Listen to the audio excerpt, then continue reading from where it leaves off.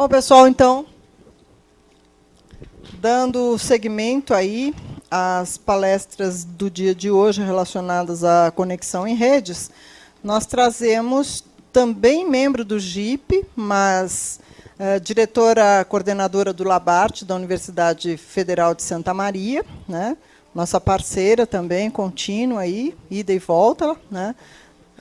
O GIP se correlaciona com o Labarte e vice-versa, né? Então, há sempre uma ida e vinda de pesquisadores aí. Então, a Nara Oliveira, a Nara Santos, desculpem, eu falei Oliveira, é Cristina.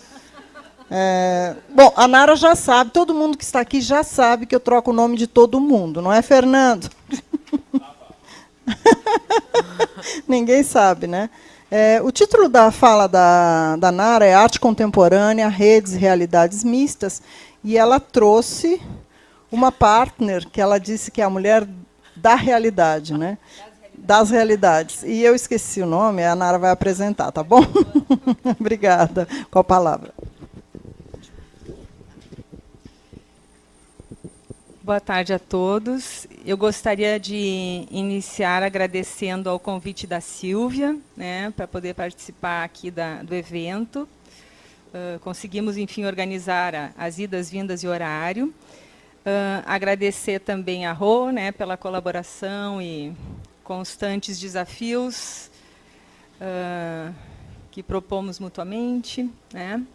E agradecer também a presença de todos vocês. Está aqui na mesa comigo uma orientanda minha de mestrado, a Giovana Casimiro. Ela é daqui de São Paulo, faz mestrado lá em Santa Maria, sob a minha orientação. E como a pesquisa dela é sobre realidades mistas, então ela vai tratar um pouco desse assunto aqui. Vou falar uma parte e ela vai falar na sequência.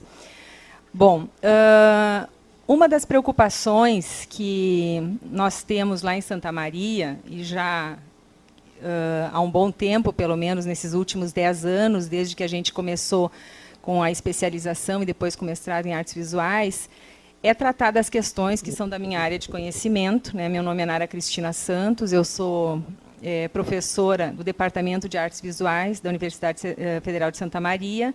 A minha linha de pesquisa é arte e tecnologia, mas história, teoria e crítica em torno da arte e da tecnologia.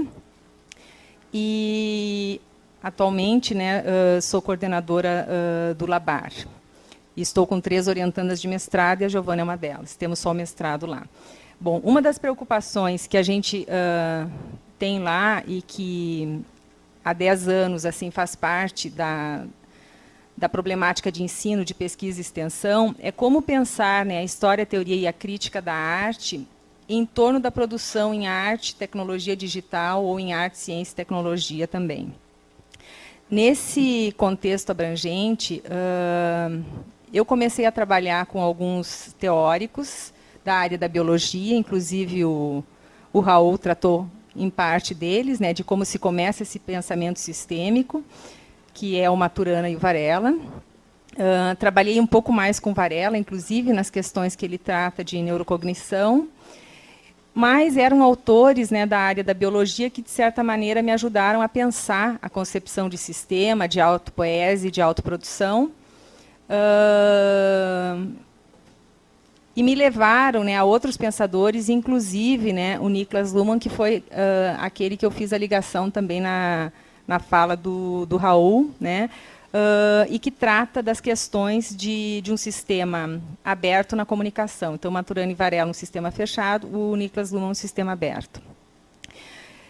Do ponto de vista, né, da história da arte, de teóricos da arte, eu comecei a trabalhar com o Belting, que é um teórico que trata da questão da história da arte, da história das mídias, e que diz que a gente precisa ter disciplinas, né, diferentes para se pensar a história da arte, que não seja simplesmente a arte, mas a história das mídias, a história da comunicação.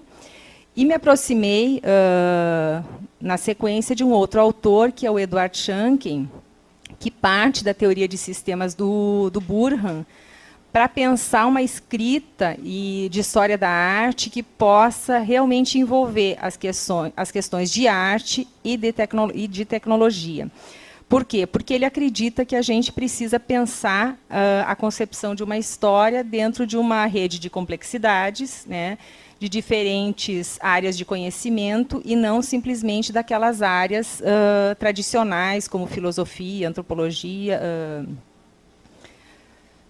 entre outras, né, das humanidades, mas se aproximar, enfim, desse outro contexto.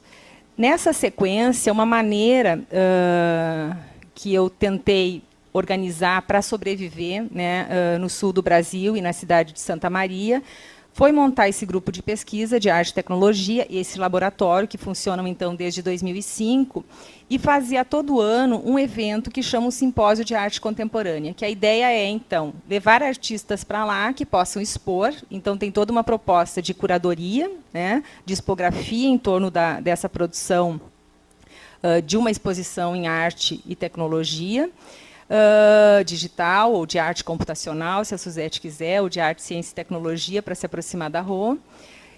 E também existe toda uma aproximação, né, do ponto de vista da teoria, do que é o movimento de cada um desses artistas com seus projetos, porque cada um deles fala do projeto, e nós, por outro lado, né, da história da teoria e da crítica, procuramos entender, né, essa produção e nos aproximar, de certo modo, né, daquilo que é emergente, latente, né, na arte brasileira, em arte, ciência e tecnologia.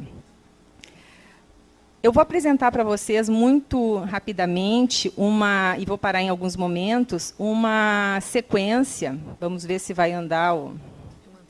Deu. Aqui é o resumo que se apresenta. A nossa fala é Arte Contemporânea, Redes e Realidades Mistas. Então, eu vou apresentar para vocês uma sequência dos nossos eventos lá em Santa Maria e tratar das questões teóricas que pontuaram cada um deles, porque nós partimos, né, da concepção de arte contemporânea, porque, do ponto de vista da história da teoria e da crítica, eu dialogo com os meus pares que, de um certo modo, detêm uma concepção um pouco mais conservadora da história, né? Então, se aproximam com um certo cuidado, talvez até com mais cuidado e rigor do que eu, que sou mais apaixonada por essa produção. E, nessas paixões, a gente pode incorrer em alguns riscos.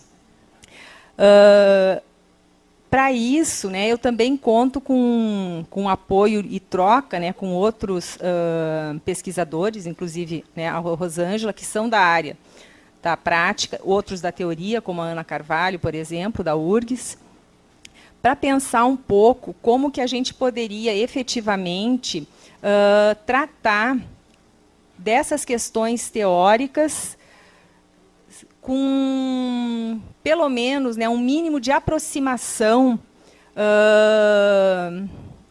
de não distanciamento dessa produção que requer, na maioria das vezes, a interatividade. Porque o olhar, né, do historiador, do crítico e do teórico sempre foi um olhar distanciado, né, aquele olhar de quem vê a obra como se fosse um espectador, depois um participante, hoje um interator. Então, é preciso ter uma aproximação da produção na área da arte, ciência e tecnologia. Do contrário, é difícil escrever, tratar dessa obra. Quer dizer, assim, se não participar, se não interagir, se não vivenciar a obra de um modo mais específico, não vai ter, né, de fato, como tratar dessas questões. Então, uma das preocupações, né, é se aproximar da obra do ponto de vista, né, desses paradigmas perceptivos, que a interatividade aponta, a simulação, e agora pensando a partir do projeto da Giovana, que ela vai tratar em seguida, das realidades mistas. Vou só passar aqui mais rapidinho. Então, o primeiro simpósio, que foi de arte contemporânea, ele já marcou presença por tratar de história, teoria e crítica. E aí foram convidados historiadores com uma inserção reconhecida nacional e internacionalmente, como, por exemplo, a Maria Lúcia Kern, lá do Rio Grande do Sul, o Tadeu Chiarelli, aqui de São Paulo, para que se pudesse, né, tratar dessas questões da história de um ponto de vista do que está mapeado, do que está especificado. Se a exposição que a gente propõe, se cada um desses eventos traz uma exposição a partir de um tema específico, como fazer com que essa aproximação do público da exposição e das questões que são impostas por essa produção específica de arte, ciência e tecnologia, possam efetivamente ser entendidas dentro de um sistema de complexidade para se produzir uma escrita, uma história e uma crítica, né, que deem conta das questões, por exemplo, né, de uma diversificação de interpretações. Se a gente precisa pensar, né, essas tecnologias, a gente pode pensar elas, e aí eu faço uma referência muito básica, muito primária, que era aquilo que a gente conhecia como técnica mista antigamente, né, e que depois a gente podia relacionar, aí estou acabando com o conceito de processos híbridos, mas que a gente poderia relacionar com essa questão toda da hibridação.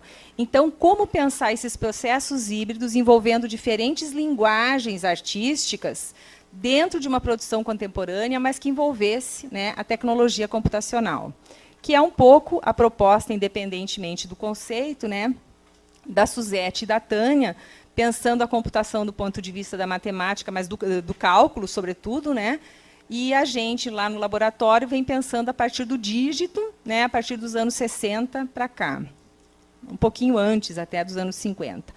Então, esse é um espaço de exposição, lá de Santa Maria, aonde nós temos a possibilidade de trabalhar com alguns equipamentos, aliás, a disponibilidade de alguns equipamentos para essas exposições, mas elas acontecem ainda de um modo um pouco primeiro também, porque são projeções, mas a questão toda não é nem deixar visível, né, todos os equipamentos, mas é tratar de uma concepção diferente de exposição. Quando a gente pensa um processo curatorial e uma expografia para arte, ciência e tecnologia, a gente precisa, sem dúvida, levar em conta, né, esse aparato tecnológico. Mas a gente precisa pensar em como o interator, né, ou mesmo o participante, em alguns casos, vai se sentir nessa exposição para que uma obra acabe não interferindo na outra. E aí eu vou dar um exemplo rápido do Oi Futuro no Rio, né, em que o Faio esteve lá num ano, e eu levei os alunos lá da UFRJ quando eu estava fazendo o pós-doc, e uma obra ela acabava interferindo na outra e tinha um processo muito contagiante, né, no mau sentido, de que o interator não tinha como se aproximar com uma certa especificidade, era como se ele não pudesse se fruir, entre aspas, né, para não usar um termo tão moderno, mas fruir da obra naquilo que era proposto pelo artista, porque tinha essa contaminação, né, da obra que estava em volta. Então, esse é um cuidado que a gente procura ter lá na exposição, para fazer com que as pessoas realmente se sintam um pouco mais imersas, não no ambiente, mas, sobretudo, com cada obra. Então, tem um cuidado na expografia, tem um cuidado na proposta curatorial, para fazer com que, sim, os artistas também se sintam valorizados. Esse trabalho que foi exposto, essa exposição, na verdade, né, Território Expandido, que foi feita em 2009, trazia um trabalho, inclusive, da Suzette. E eu me lembro que, na época, a gente até estava falando do conceito de realidade aumentada, chegamos a conclusões diferentes, a tua, evidentemente, mais apropriada que a minha, no sentido de quem produz, também não me lembro qual era, e a minha de quem analisa. Porque existe também uma questão que eu acho que é primordial nesse contexto todo da HTC, da História, Teoria e Crítica da Arte. Os artistas que trabalham com arte, ciência e tecnologia são os que primeiro elaboram um discurso sobre o seu fazer e elaboram com mais propriedade. No entanto, às vezes pode até ser sem o distanciamento supostamente necessário, né, aventado pelos teóricos. Por outro lado, quem é da teoria, né, tem uma aproximação facilitada pelo discurso do artista, mas não pode se basear apenas nesse discurso, precisa necessariamente se aproximar da obra até para estabelecer um discurso próprio, né, que seja desse contexto da história, a teoria e crítica da arte contemporânea. Bom, nós tivemos no 5º simpósio a exposição Poéticas Digitais, que foi um momento bem importante, recebemos até o uma premiação, né, junto ao primeiro Fórum de Arte Digital de Santa Maria, porque aí pensamos que todo esse processo de história, teoria e crítica, ele precisa ser acompanhado de uma movimentação política. Tivemos também uma produção dos alunos, né, em torno da arte poética digital, então houve uma curadoria que foi deles mesmos, já para manter o exercício ativo, né, de uma proposta curatorial. E aqui estão algumas obras que naquele momento foram expostas nesse evento, essa da Tânia Fraga, Fluxions, que tinha um espelho, um reflexo, que a ideia era que as pessoas se sentissem mais ou menos imersas naquele canto da exposição. Essa aqui também foi da Suzete, com a Cláudia, lá do Media Lab, acho que era uma das projeções, né? Ciberintervenção urbana. Essa do Fábio e da Soraya Captas, que envolvia o telefone celular, né, a captura de sons. Então, para cada uma dessas obras, a gente buscou dar um espaço que ainda é um espaço moldado, montado para as exposições tradicionais. Então, esse é um problema com o qual a gente se depara e o qual a gente enfrenta. Por quê? Porque não existe um espaço pensado, maleável, complexo, do ponto de vista de se estabelecer interconexões, que permita que essas obras realmente possam ser vistas na sua especificidade. Então, a gente tem aqui uma caixa branca, né? Um modelo de exposição moderno para uma atuação contemporânea, né, de artistas que trabalham, entre aspas, para além do seu tempo, no sentido da tecnologia que avança a cada dia. E esse espaço expositivo, ele se mantém o mesmo, né? Então, essa problemática, ela precisa ser enfrentada por quem pensa uma expografia, uma curadoria, e, sobretudo, né, para facilitar a vida dos artistas. Porque aí fica muito fácil estabelecer uma narrativa em torno dessas obras expostas que seja uma narrativa similar à narrativa de qualquer outra produção contemporânea. Então, é como se a produção dos artistas estivesse, entre aspas, à frente de seu tempo, a história correndo atrás, mas as condições, né, para essa exposição, elas acontecem, né, muito primariamente. Esse é um trabalho da Ana Barros, nossa grande amiga, né, Rosângela. Um outro trabalho, esse uma instalação com projeção de uma outra mestranda de Santa Maria, esse aqui de cima do Codevila, uma videoprojeção. E aí, quando a gente chega no 6º simpósio, houve quase um cansaço, então, fotografia analógica e digital, para valorizar também, né, uma tecnologia um pouco mais secular, do ponto de vista, temos mais de quase 2 séculos aí de fotografia. E no 6º simpósio, a temática das contradições, né, ela foi apontada para pensar nessa exposição, com curadoria da Débora também, e de mais outros mestrandos e doutorandos, para pensar como se dá a relação de quem trabalha com tecnologia tradicional, com técnicas, né, contemporâneas e linguagens tradicionais, e quem trabalha com as tecnologias computacionais. Temos um projeto que aí sim tivemos uma maturidade dentro dessa sequência, que é um projeto, e eu já estou falando além da conta, Rosângela, que é um projeto do Museu Interativo Arte, Ciência e Tecnologia. Por quê? Ao nos depararmos com essa problemática do espaço, das exposições, de como construir, inclusive, um discurso, né, a partir da obra exposta, o Museu Interativo pareceu, de fato, ser uma estratégia interessante. Para esse projeto, contamos, então, com profissionais da informática, da sociologia, das ciências, né, das artes e do patrimônio cultural. Então, conseguimos, pelo menos, fazer com que a proposta tivesse uma relação mais aberta em torno de uma curadoria conjunta. Aqui um exemplo, trabalho da Ana Barros, Tecendo o Tempo sendo tecido pelo espaço. Vou passar um pouquinho mais rápido essas imagens.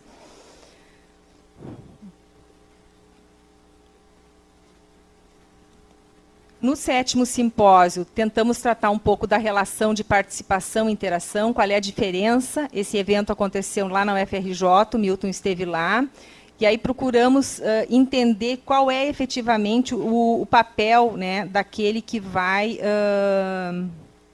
participar, interagir, daquele que vai efetivamente num espaço expositivo de arte, ciência e tecnologia. Teve uma das exposições que foi essa, Imagem e Experimento, do Guto e da Malu, em torno da pesquisa que eles fazem com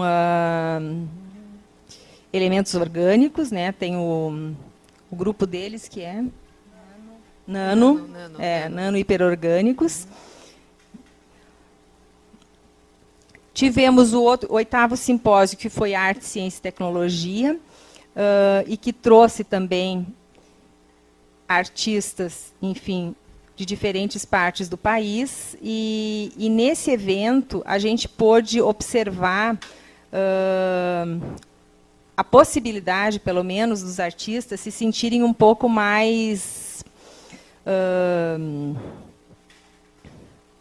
favorecidos, né, do ponto de vista da exposição. Então, acho que isso também é importante, dar esse cuidado, essa valorização para a obra. E aí, por fim, tivemos nesse 9º simpósio, então, quase que um amadurecimento, né, do pensamento em HTC, o tema modos expositivos, que é onde a gente chega, finalmente, na questão dos modos de como uma exposição em arte, ciência e tecnologia pode acontecer no espaço, e como, inclusive, pode aparecer uma proposta diferente, que é essa Arte em Mus, um projeto da Giovana com a colega dela, a Andrea Capsa, e que traz uma perspectiva de espaço expositivo, né, diferenciado. Então, a gente tem o espaço propriamente dito, e essa que já trabalha com a ideia de redes complexas e de realidades mistas. Então, Giovana, estou te passando a palavra, e a Rô, como sempre fala muito, ela vai me deixar falar um pouquinho mais, ou seja, te deixar falar.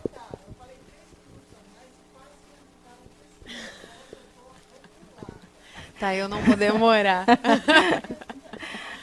A Silvia está ali, errou. Bom, então... É para eu falar? Segue, Gil. Então, como já me apresentaram, eu sou Giovana, agradeço a oportunidade de estar aqui com a Nara falando. Eu vou explicar um pouco desse projeto, rapidamente. O nome dele é Arte em Mus. Ele é um projeto que eu estou desenvolvendo junto com a minha pesquisa teórica, que pesquisa a realidade mista nos meios expositivos. Como que é possível se utilizar a realidade aumentada, as realidades mistas em espaços de exposição. E, paralelo a isso, eu propus para uma colega, poxa, vamos criar um projeto da gente levar exposições que possam ser apresentadas com realidade aumentada.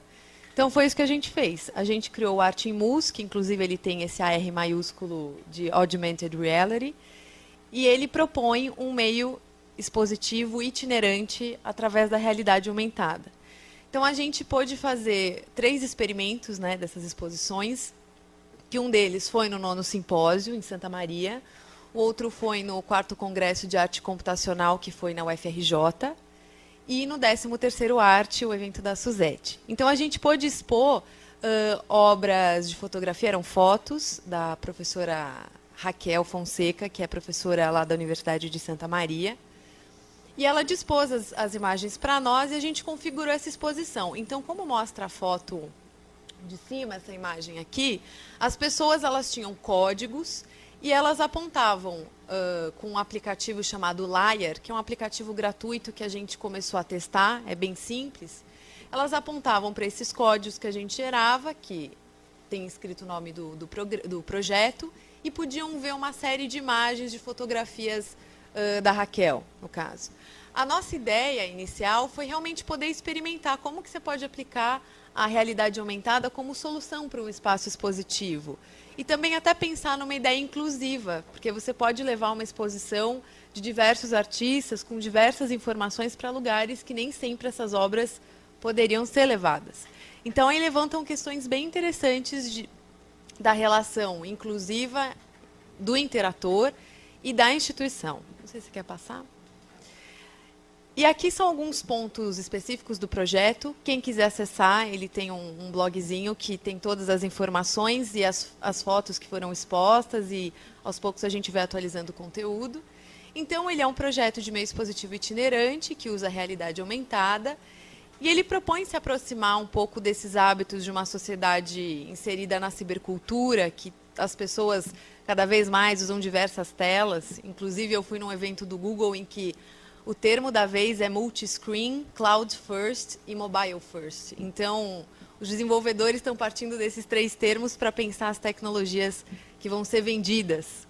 Então, é inevitável que a gente também pense que, talvez, para alguns espaços de exposição, seja interessante você aplicar essas possibilidades.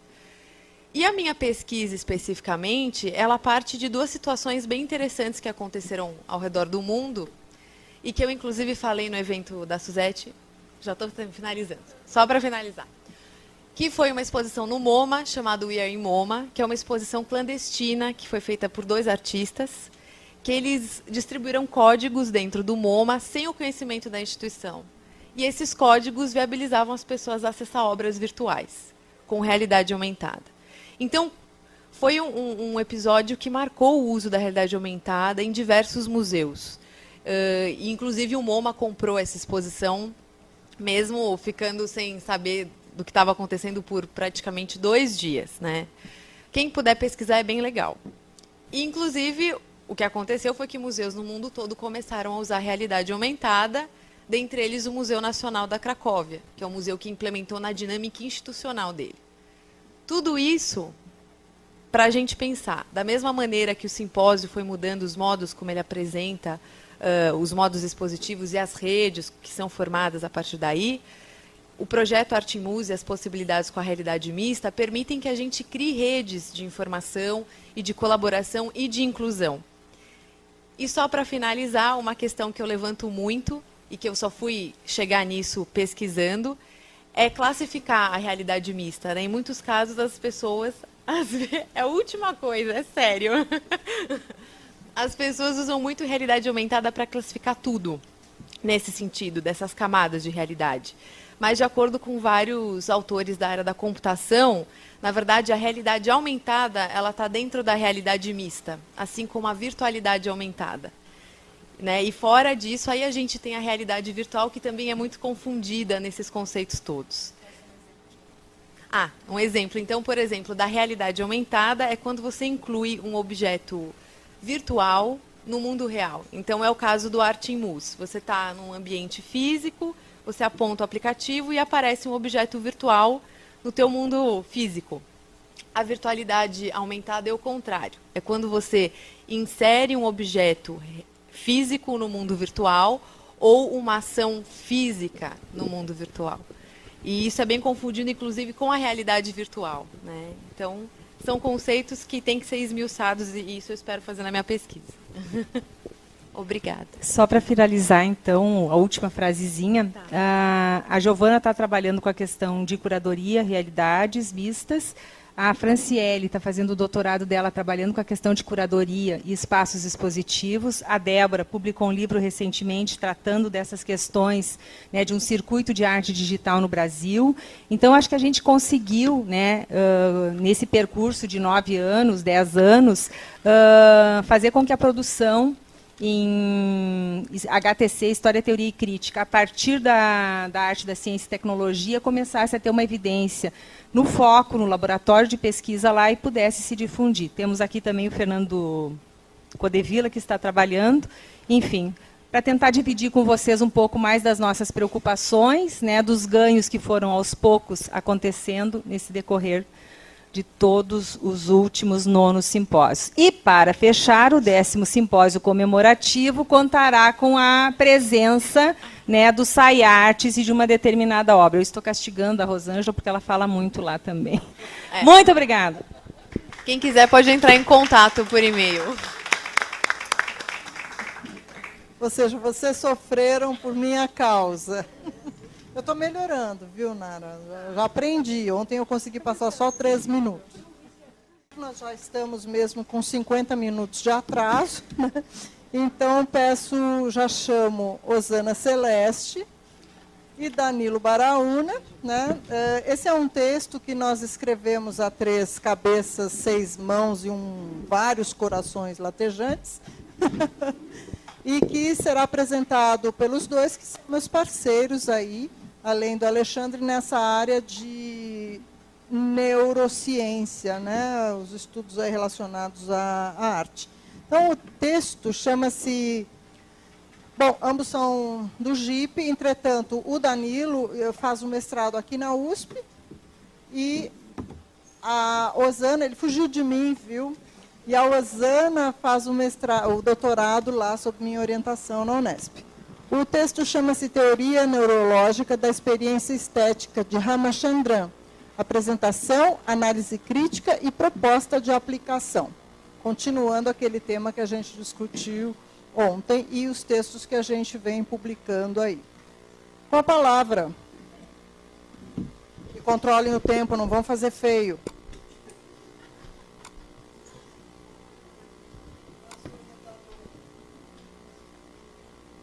Bom, boa tarde a todos. Gostaria de agradecer à professora Silvia pelo convite, a imensa oportunidade de aprendizado.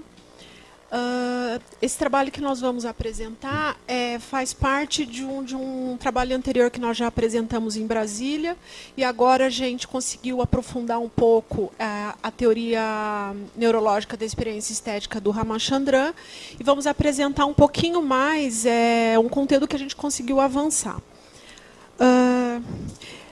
Bom, como a professora Rosângela falou, nós temos estudado vários autores da neurociências no GIP, e o Ramachandran é um deles. Bom, nesse trabalho, nós fazemos uma apresentação, análise da teoria neurológica da experiência estética de Ramachandran. Iniciamos com um panorama, breve panorama, de como o seu modelo teórico foi estruturado. A ideia é mostrar para vocês quais são os principais pontos que ele considera para desenhar o modelo, e como ele foi estruturado a partir de 9 princípios: do conceito de rasa, do aforismo de que toda arte é caricatura e do papel da memória na experiência estética. No artigo, nós enfocamos 3 princípios, mas na apresentação a gente vai conseguir falar só de um, que nós consideramos o mais importante, aquele que fala da essência da arte. E também no artigo nós falamos da resolução incluímos a metáfora e a resolução de problemas perceptuais, que são outros 2 princípios importantes também, mas que nós não vamos conseguir abordar aqui. No final, nós nos baseamos na crítica de Donna Wilwell para entender alguns pontos problemáticos do modelo do Ramachandran, e nós usamos o Gush, porque ele tem um trabalho que ele se apropria dos princípios do modelo do Ramachandran e tenta aplicar na área de computação gráfica. Bom, então esse trabalho que nós fizemos, ele é baseado em duas referências do Ramachandran. O primeiro é um trabalho de 99, onde ele apresenta, tem a parte mais contundente do modelo dele, e agora, recentemente, em 2011, ele lançou um livro onde ele revisita o modelo teórico dele e inclui mais um princípio. No primeiro modelo eram 8, agora ele inclui mais um, que são 9. Então, nós partimos dessas 2 referências para estudar a teoria neurológica e estética do Ramachandran. Ops.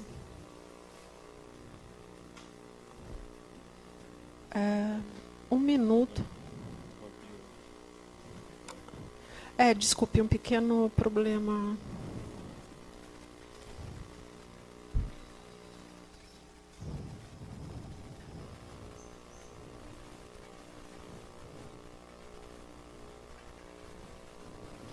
Isso.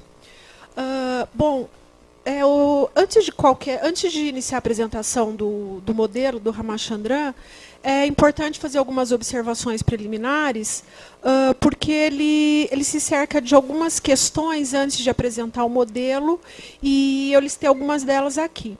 Então, ele fala que com esse modelo, essa teoria neurológica da experiência estética, ele quer fornecer apenas um referencial do que se sabe sobre o sistema visual e o cérebro humano. Então, ele não pretende criar uma teoria completa da experiência estética, na verdade. Daí ele fala que ele vai abordar apenas alguns níveis de descrição do fenômeno artístico, o nível neural.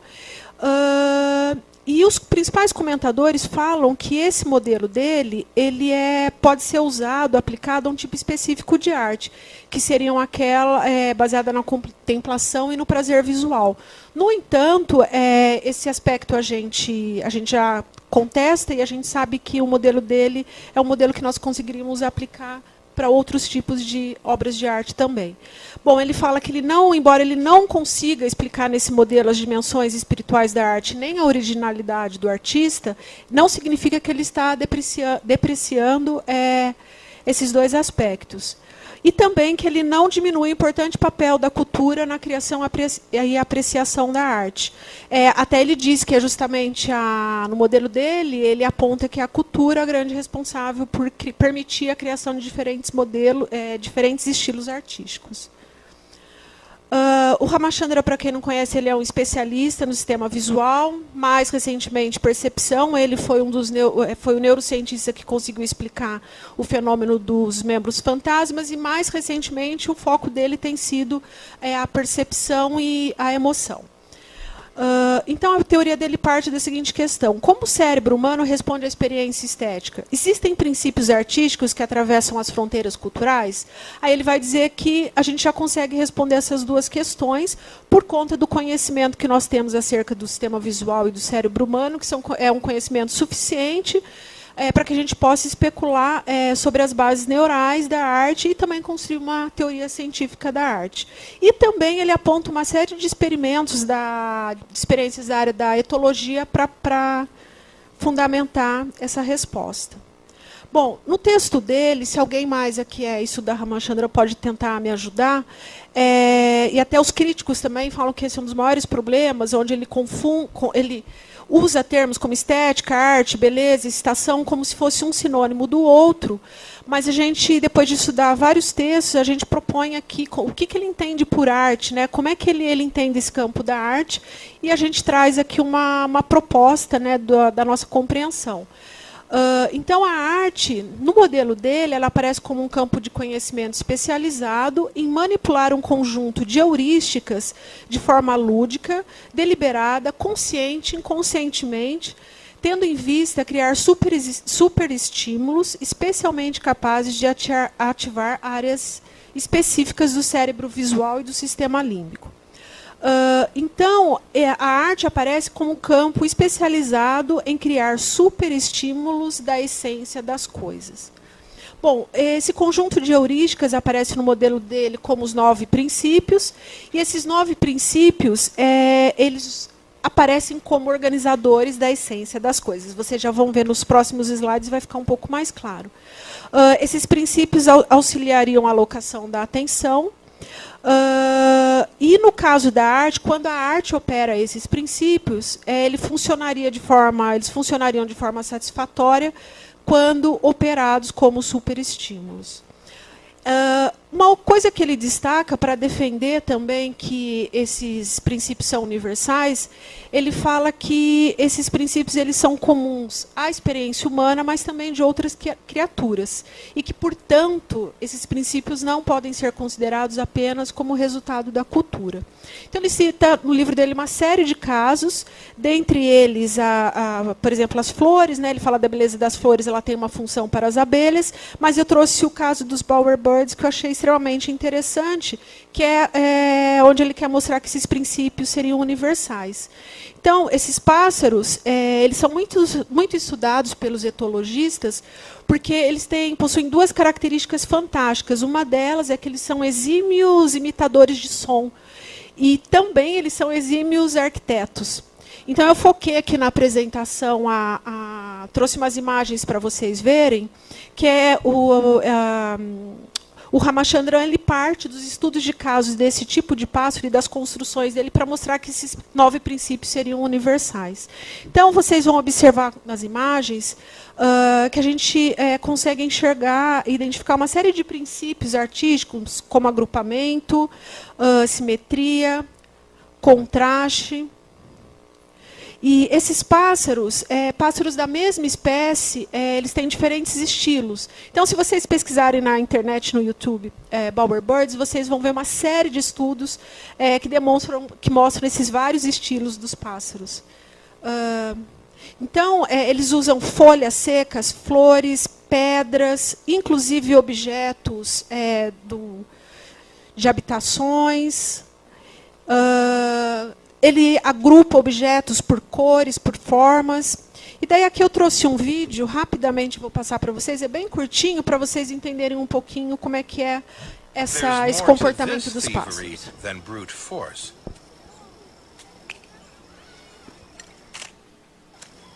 Now, animal theft has become so sophisticated, we've entered the realm of organized crime.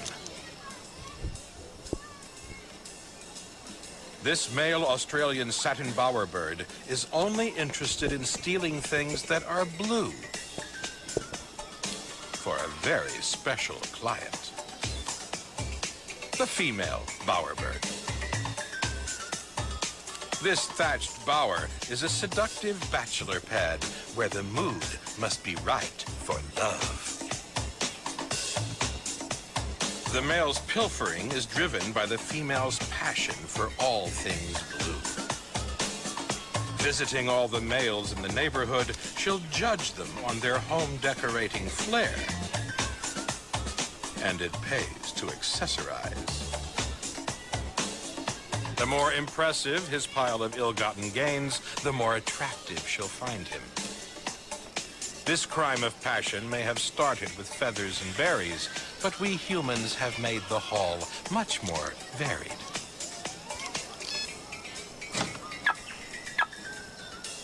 And the consequences more serious. So stay away from blue in the outback. And always remember that spare set of keys. Bom, o que é mais impressionante é que os pássaros da mesma espécie possuem estilos variados. Tem uns que trabalham só com restos de madeira, outros só com pedras, com cacos de vidro. Enfim, ele parte desses exemplos para mostrar que os 9 princípios seriam princípios universais. Sobre esses princípios, como eu disse, eles são 9 na lateral da apresentação, nessa parte em branco, vocês vão ver, eu listo todos eles, mas nós vamos falar do efeito de deslocamento de pico por conta do tempo. Então, com relação a esses princípios, ele faz um trabalho de catalogação. Então, como é que esses princípios surgem, né? Ele parte de uma série de experimentos que eles realizam com imagens, com fotos, desenhos, caricaturas, fotos, desenhos e caricaturas, basicamente, né? E aí, a partir dessas imagens, ele faz um levantamento dos elementos os elementos presentes nesse tipo de imagem que tornariam essas imagens evocativas. Então, alguns desses princípios, só pelos nomes vocês vão identificar que eles não são novos, já são bem conhecidos da psicologia da Gestalt. Vários autores já abordaram. Alguns, segundo o Ramachandran, esse efeito de deslocamento de pico seria uma proposta, um princípio novo, uma proposta nova de. E aí o modelo dele, ele considera esses princípios sob a perspectiva da evolução. Então, ele se pergunta quais seriam as funções desses princípios e por que eles se desenvolveram. Então, ele fala que esses princípios eles seguem leis biológicas que ajudavam o organismo a lidar com o mundo de maneira confiável, permitindo-lhe sobreviver e transmitir seus genes de maneira mais eficiente. Eles são criados a partir de padrões visuais que se fundamentam no funcionamento do sistema visual e do cérebro visual. Aí ele diz que, quando esses princípios são satisfatoriamente manipulados, eles evocam altas respostas emocionais, e que também esses princípios seriam uma espécie de forças elementares no cérebro que governam nossos impulsos estéticos. Alguns desses princípios ele consegue comprovar em laboratório, estudar em laboratório, realizando alguns experimentos, como, por exemplo, esse que eu falei para vocês, o efeito de deslocamento de pico. Então, esse princípio eu trouxe para apresentar para vocês, porque, dentre os princípios, os 9 princípios, esse seria o princípio que falaria sobre a essência da arte. Então, ele coloca a seguinte questão para trabalhar, para discutir esse princípio. Como o nosso cérebro extrai a essência de algo e a representa numa pintura ou escultura? Então, ele fala que seria através da manipulação desse princípio que ele chama de efeito de deslocamento de pico. Então, seria um efeito capaz de excitar de forma especial uma área específica do cérebro, que seria a área posterior do cérebro, e que diz respeito à percepção da essência das coisas. Então, tem uma série de mapeamentos, né, dados técnicos nos artigos dele, onde ele apresenta onde seriam essas áreas.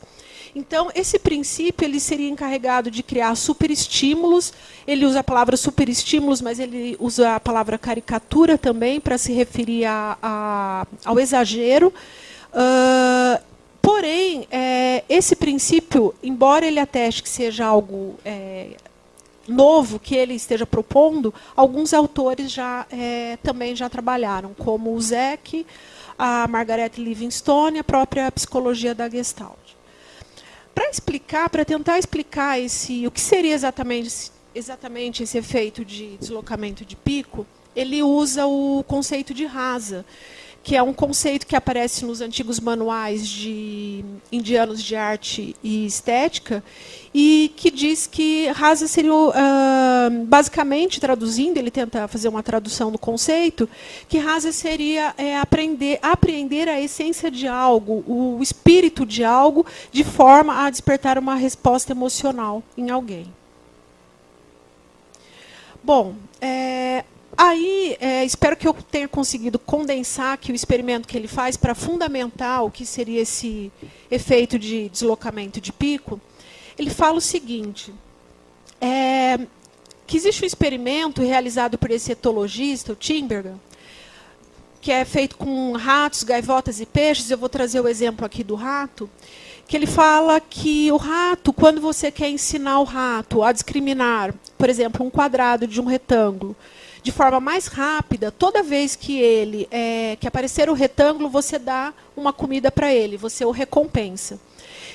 E aí eles começaram a observar que toda vez que eles mostravam um retângulo mais longo e mais fino, a resposta do rato era mais rápida, ele corria mais rapidamente para a forma. Então aí ele identificou um paradoxo. Então ele diz que o que o rato está aprendendo não é um protótipo, mas uma regra, a regra da retangularidade. Então ele fala que é nesse ponto que existe a chave para entender a evocatividade da arte visual. Então ele sugere que, o Ramachandran sugere que um retângulo, quanto mais longo e mais fino, eles provocariam um superestímulo ou caricatura do espaço do retângulo original. Então, os neurônios do cérebro do rato, eles incorporaram, de alguma forma, essa regra. Quanto mais longo e mais fino, melhor.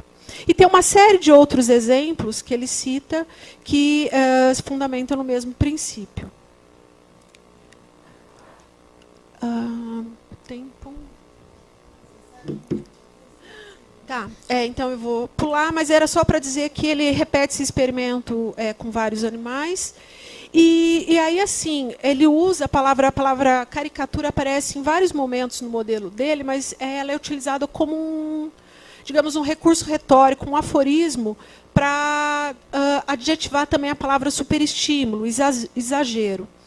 E aí ele fala, né, que isso porque ele faz um contraponto com a arte e fala que a arte teria também como função distorcer, exagerar, transcender o realismo do mundo físico para produzir efeitos agradáveis ou perturbadores. Portanto, a arte envolveria hipérbole e distorção deliberada da realidade. Aqui o Danilo vai apresentar o trabalho do Guth, onde ele faz uma aplicação desse princípio na área de computação gráfica. Bom, o Bruce Guth ele é um comentarista das teorias do Ramachandran.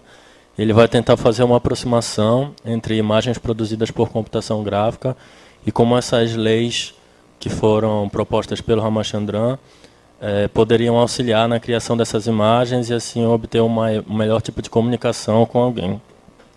Então ele começa o artigo falando que existem modos de comunicação humana, via palavras faladas, escrevendo ou usando imagens.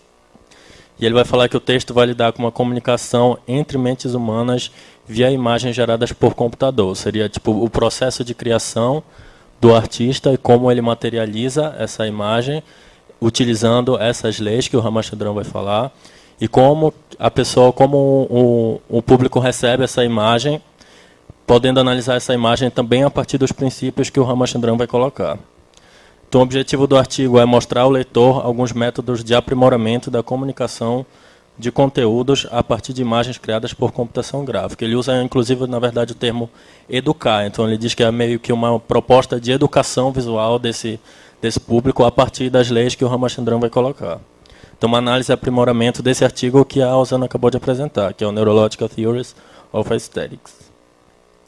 E ele vai partir, então, das 8 leis que o Ramachandran propõe. Como o artigo dele é anterior ao livro que a Osana chegou a analisar, ele ainda parte apenas de 8 leis, mas aí o Ramachandran já coloca mais uma lei nesse livro dele que é de 2011. E ele vai falar que essas leis são utilizadas conscientemente ou inconscientemente por artistas para potencializar e excitar determinadas áreas visuais do cérebro, que são essas áreas que estão na imagem que a Osana já chegou a falar, que ficam na parte de trás aqui do cérebro. Que são V1, V2, V3, que eles vão classificando e que vão estar relacionados com as cores, com as formas e a identificação disso. E aí ele parte, então, de 3 perguntas principais. Ele diz que o Ramachandran parte disso. Quais são as regras da arte que fazem algo tornar-se visualmente prazeroso? Como são essas regras e o que envolvem? E quais mecanismos cerebrais estão envolvidos? Então, o Ramachandran tenta responder isso. Segundo o Bruce, as teorias do Ramachandran são incompletas por não levar em consideração alguns outros aspectos de estudos anteriores ao dele, como o do poder do centro, como os princípios de balanço e composição e a dinâmica de ações recíprocas de elementos compositivos de imagens. Mas ele fala, no entanto, que a força do trabalho do Ramachandran está no fato dele utilizar experimentos que vão tentar fazer uma medição da reação do público com relação a essa imagem, a partir principalmente das respostas galvânicas da pele.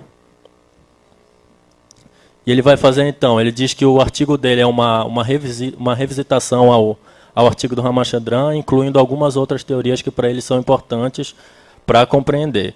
E aí ele vai trabalhar, então, com esses livros, Cognition and the Visual Arts, do Robert Sousa, Perception and Imaging, do Zakia, e o Inner Vision, do Samir Zeki. Então ele vai meio que acrescentar algumas coisas que esses outros autores vão falando para tentar potencializar esses princípios do Ramachandran. E aí essas são as 8 leis. Eu vou falar também um pouco sobre essa primeira lei. Segundo ele, o Ramachandran classifica, ainda nesse artigo, nesse primeiro artigo dele, as 3 primeiras leis como as mais importantes, que são o efeito de deslocamento de pico, o agrupamento e vinculação e o isolamento. O efeito de deslocamento de pico, então, é a utilização de superestímulos para estimular certas áreas do cérebro de maneira mais forte do que elas são estimuladas normalmente. E ele vai escolher alguns elementos. Então, segundo o autor, esse é o princípio-chave, seria aqui o princípio base dessas teorias. Então, ele exemplifica esse princípio a partir da construção das caricaturas. Então, ele vai falar que uma caricatura ela meio que exagera determinados elementos da pessoa, por exemplo, para que ela seja mais reconhecível. E tem demonstrado o estudo que torna a caricatura, ela acaba se tornando mais reconhecível do que os desenhos de linha, que ele chama, ou até mesmo as fotografias, justamente por exagerar essas características que são próprias das pessoas, e pode aparecer a partir de determinados elementos, como a mudança de cor, movimento, esse efeito de deslocamento de pico, em cor, em movimento, forma, luminosidade. E aí ele vai mostrar algumas imagens, e a primeira fileira uma fotografia, a segunda fileira os desenhos de linha, que ele chama, e a terceira fileira são as caricaturas. E segundo ele, essas caricaturas seriam muito mais reconhecíveis do que esses desenhos de linha e as próprias fotografias, por exagerarem esses fatores que são específicos de cada pessoa. Aí ele cita também a pintura do Van Gogh com relação à cor. Então, esse efeito de deslocamento de pico está relacionado ao exagero da cor que o Van Gogh vai colocar nisso. Bom, concluindo, a dona Whewell, ela faz uma série de críticas, ela analisa esse modelo do Ramachandran E ela faz uma série de críticas, e eu listo algumas delas aqui. E ela fala que o pior problema do modelo dele é quando ele confunde, né, ele usa a mesma palavra, como eu coloquei ela no começo, beleza, excitação e arte, ele confunde essas três palavras.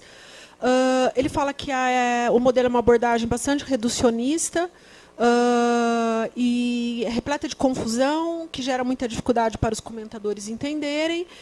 Uma série de terminologias, né, que ele utiliza, grande arte, beleza, e o próprio título, né, do artigo que apresenta o modelo também ela critica.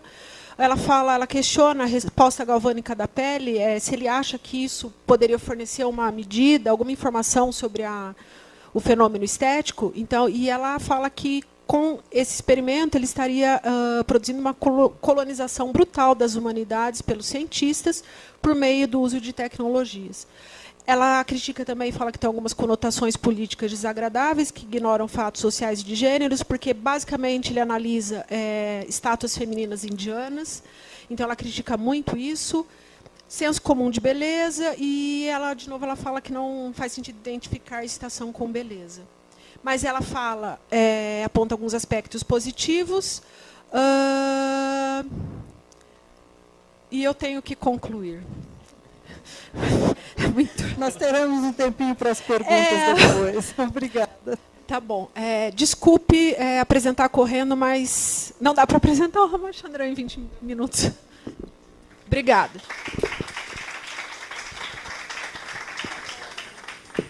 Obrigada. Tem que ensaiar, né? Tivemos uma pequena modificação por conta da agenda da Lucila Trachtenberg, que falaria amanhã. Então, a Águeda Carvalho, a Fernanda e o Nigel gentilmente cederam o lugar deles para que ela falasse hoje. E a Lucila Trachtenberg, aqui bem ao meu lado, à minha esquerda, a Lucila Trachtenberg, ela também é do GIP, é da PUC de São Paulo também. E o trabalho dela é processos de criação, é uma grande cantora lírica, papapá, não vou falar essas coisas, que eu acho que a maioria já conhece, não é? Então, processos de criação da interpretação vocal, mutualidade e pick-up em Gibson. Boa tarde. Gostaria de agradecer aí a coordenação, a Rô, a Silvia, né? O Milton. E eu vou falar sobre processos de criação da interpretação vocal, sobre mutualidade e pick-up em James Gibson. Gibson, que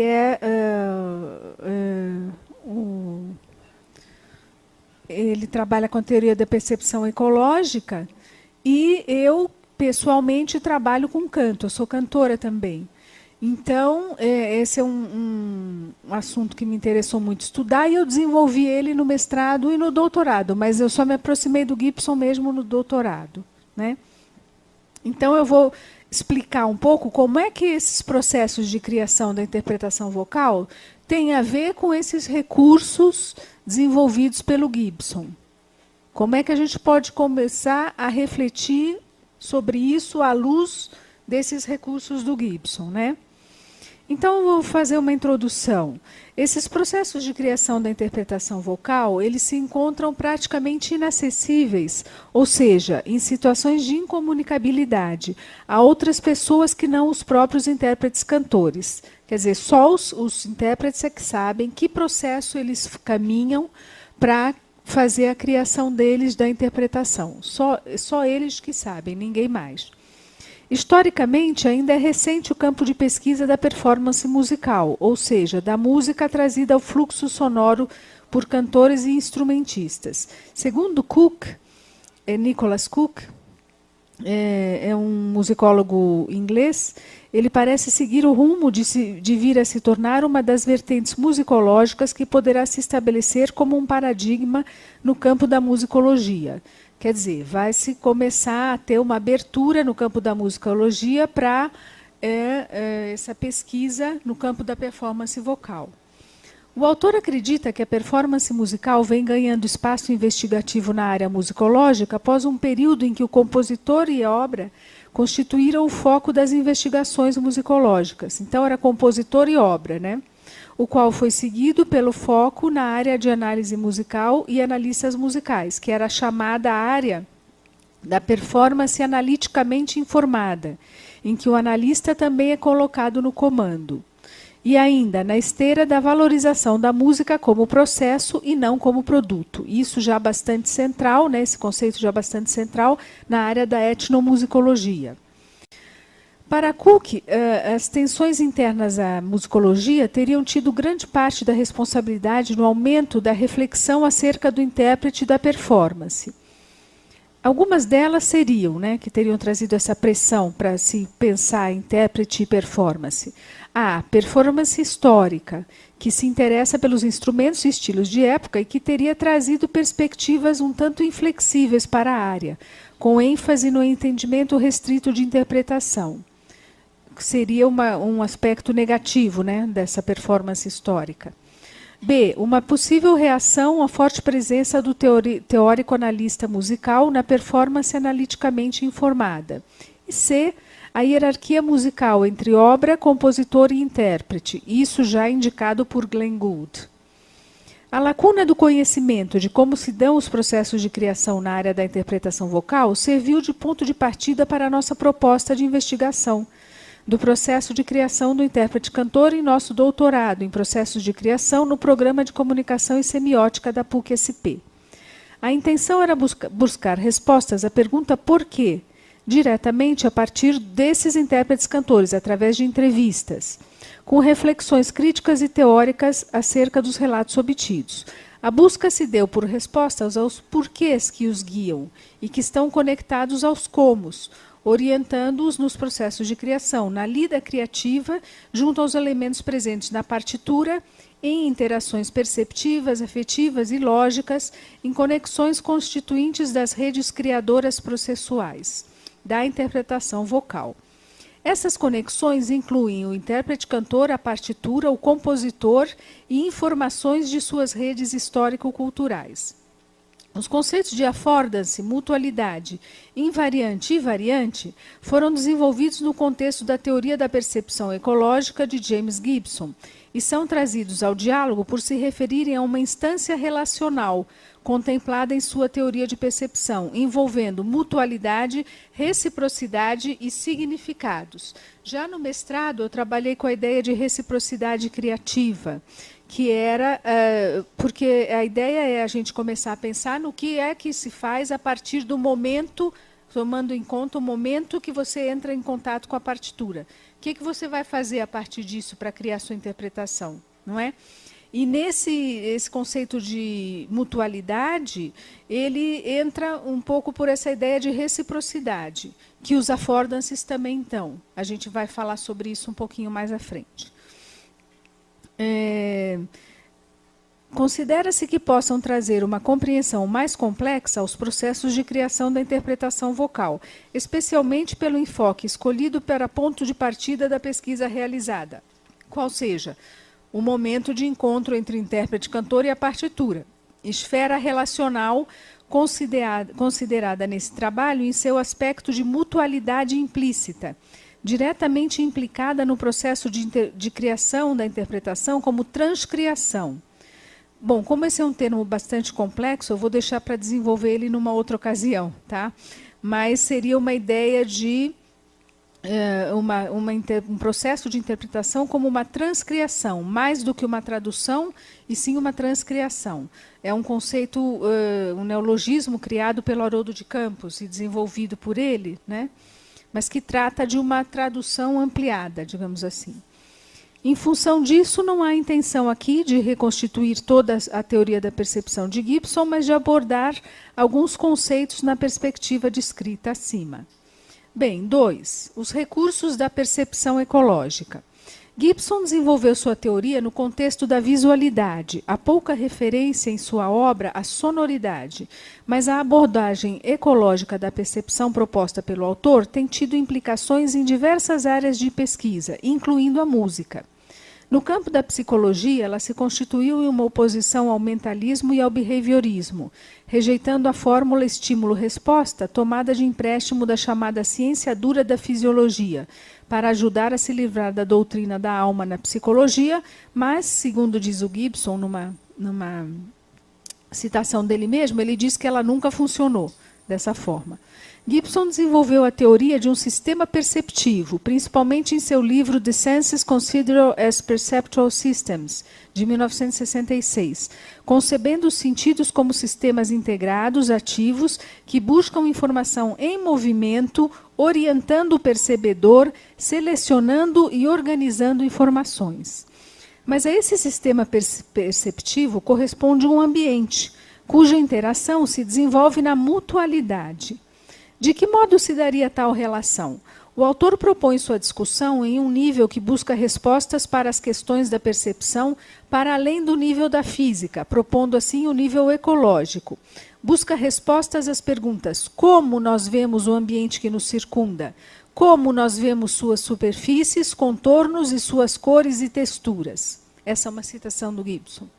Anote-se que perguntar como e não o que já nos coloca em uma perspectiva específica, na direção da busca de um pensamento relacional entre ambiente e percebedor, o que parece indicar uma perspectiva diversa à busca de origens identitárias isoladas.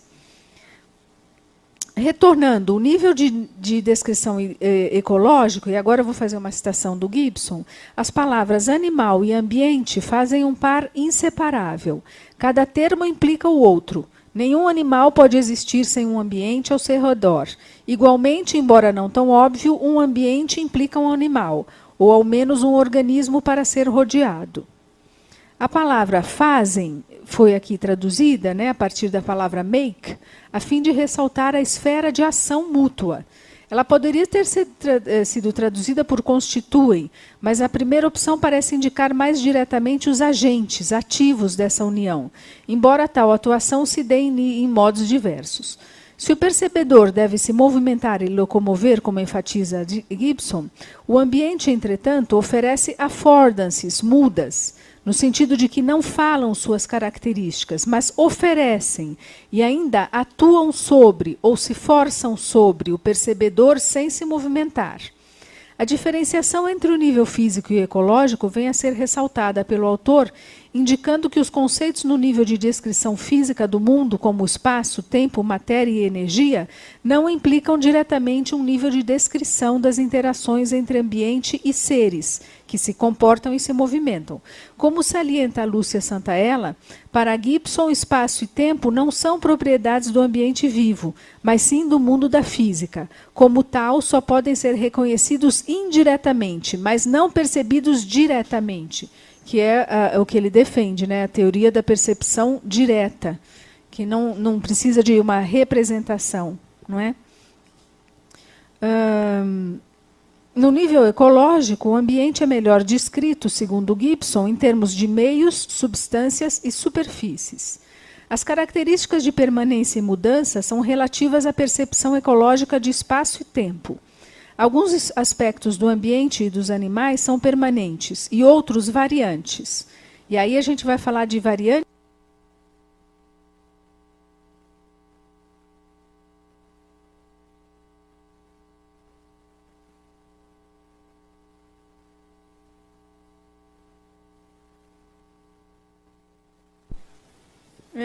Agora voltou.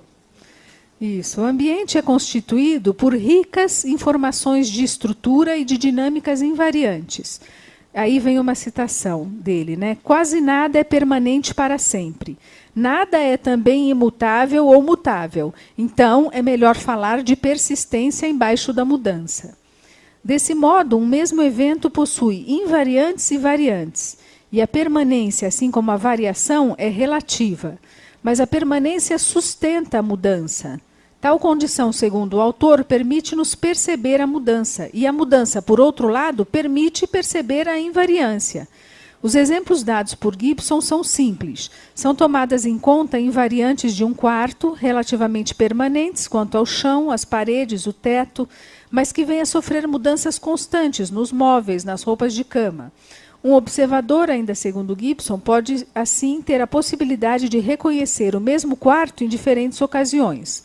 O rosto de uma criança também se mantém e se modifica em um choro, ou seja, algumas estruturas invariantes ali se mantêm, e variações sobre o rosto são verificadas a partir da manutenção de invariantes.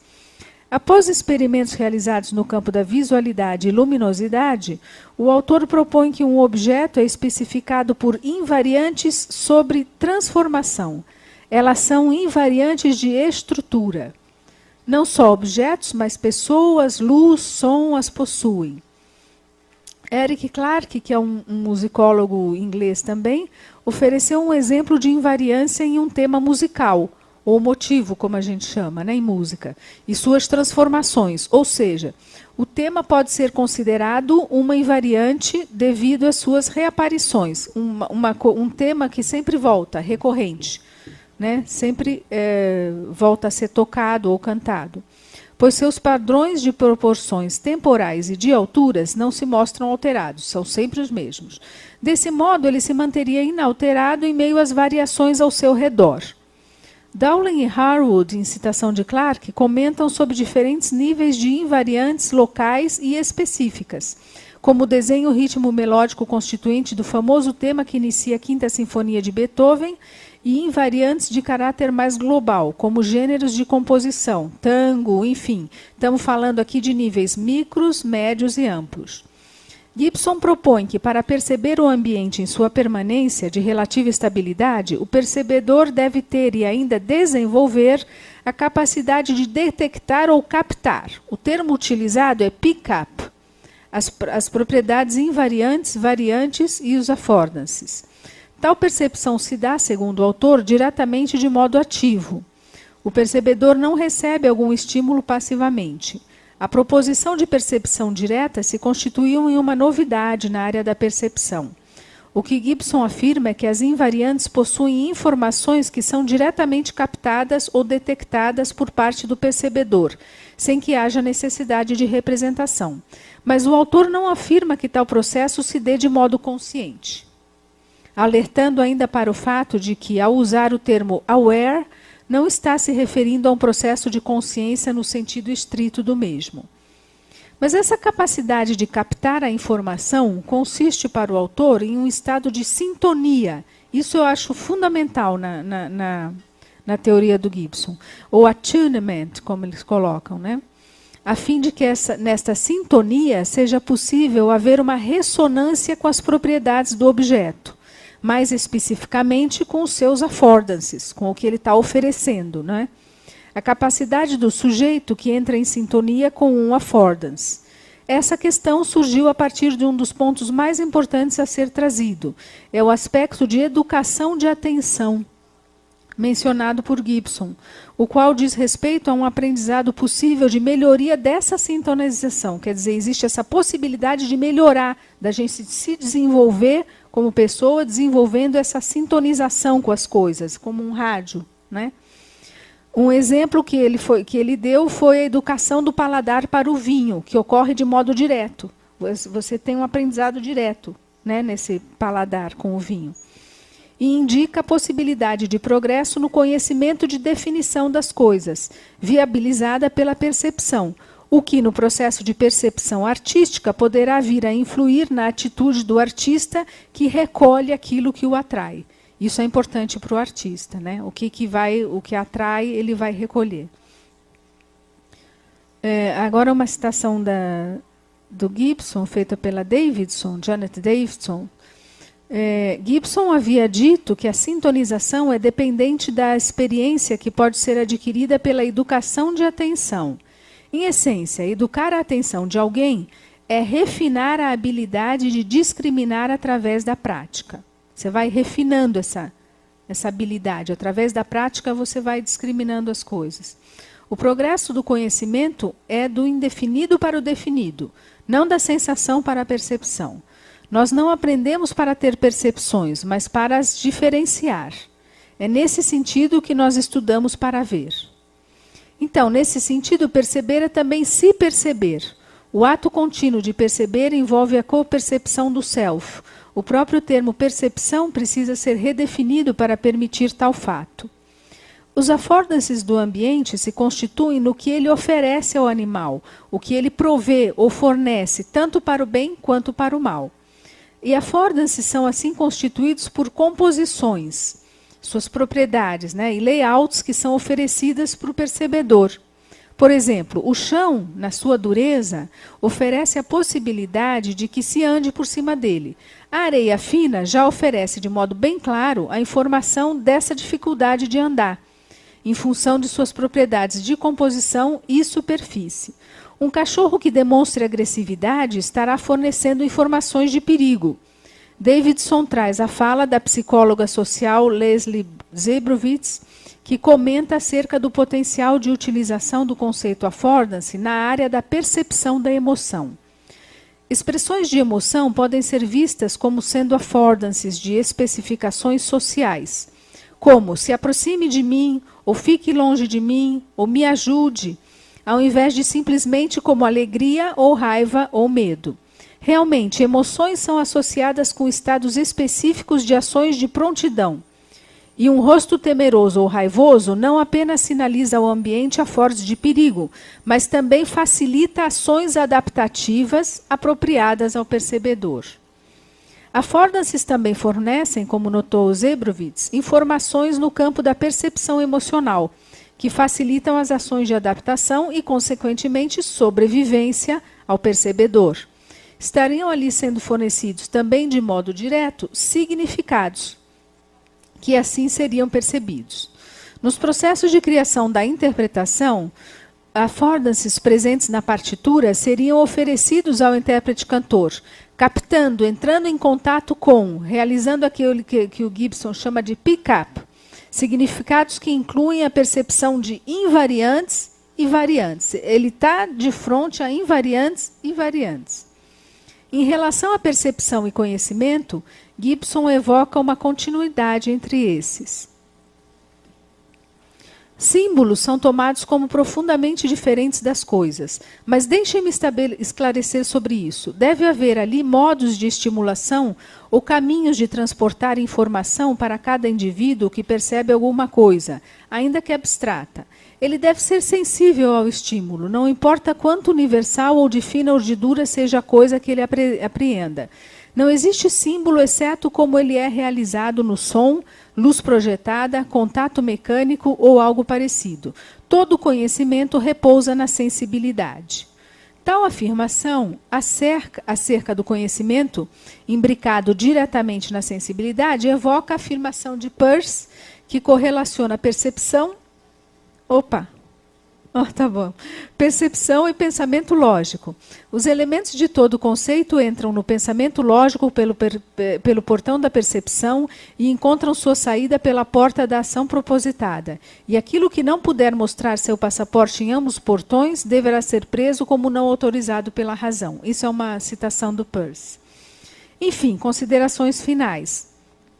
A mutualidade na pesquisa desenvolvida no doutorado e agora nesse artigo implica no afastamento de uma visão dual, redutora de um mundo separado dos animais. Trata-se assim de uma relação em que está implicada a reciprocidade. Os affordances contemplam dois caminhos, o do ambiente e do percebedor. A informação do ambiente que oferece propriedades e estrutura invariantes e ainda variações para o observador.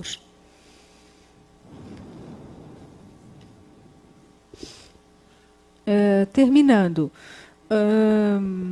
existe um paradoxo em que o Gibson diz que os affordances não estão comunicando nada. Peirce diz que o percepto, que é o que a gente vê na teoria da percepção dele, é mudo. E o Gibson também diz que os affordances oferecem alguma coisa, né? Enfim. Esse paradoxo, né, ainda precisa ser mais desenvolvido no âmbito dessas mesmas teorias, de Gibson e do Peirce, cujos cruzamentos ainda estão por serem aprofundados. A partir desses, fica uma proposição para futuras investigações acerca da mudez e da comunicação em perspectiva dialógica, envolvendo aspectos da teoria da percepção peirciana, da teoria ecológica de Gibson, de percepção direta, do entendimento da notação musical como representação sígnica e não como código, que é o que o professor Zampronha propõe, né, no seu trabalho.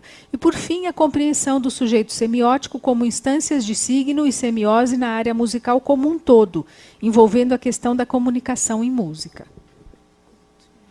Obrigada, Lucila.